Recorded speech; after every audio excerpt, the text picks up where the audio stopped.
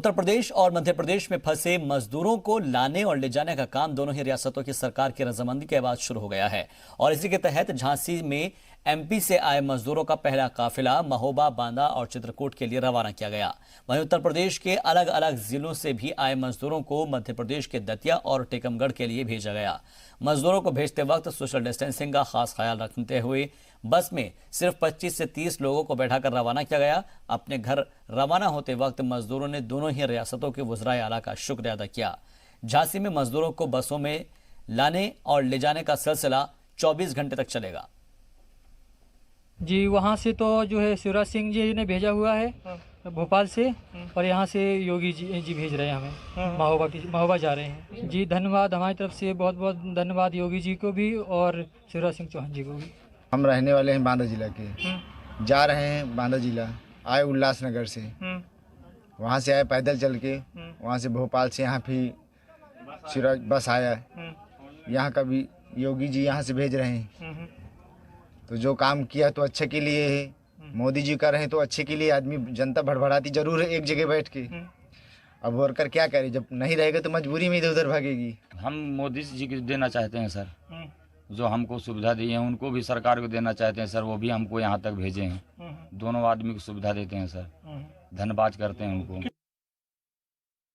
उत्तर प्रदेश सरकार और मध्य प्रदेश सरकार के बीच में जो मजदूरों के आदान प्रदान का निर्णय हुआ है, उसके तहत 2 पॉइंट निर्धारित किए गए हैं। एक झांसी है और दूसरा प्रयागराज है।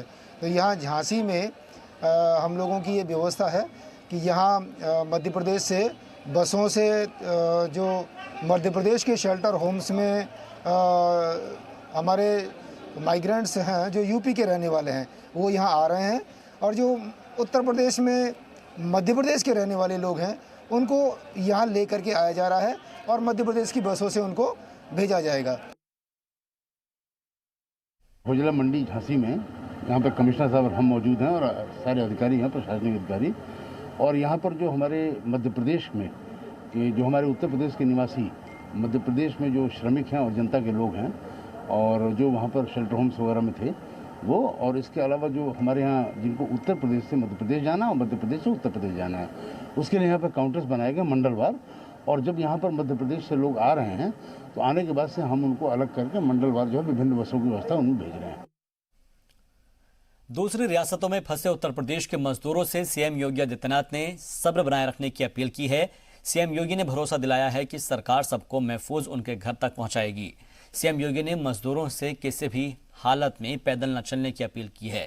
टीम 11 के साथ हुई मीटिंग में सीएम योगी ने अफसरान से दूसरी रियासतों में फंसे मजदूरों को वापस लाने की हिकमत अमली बनाने और इस सिलसिले में रियासती सरकारों से भी बात करने की हिदायत दी है।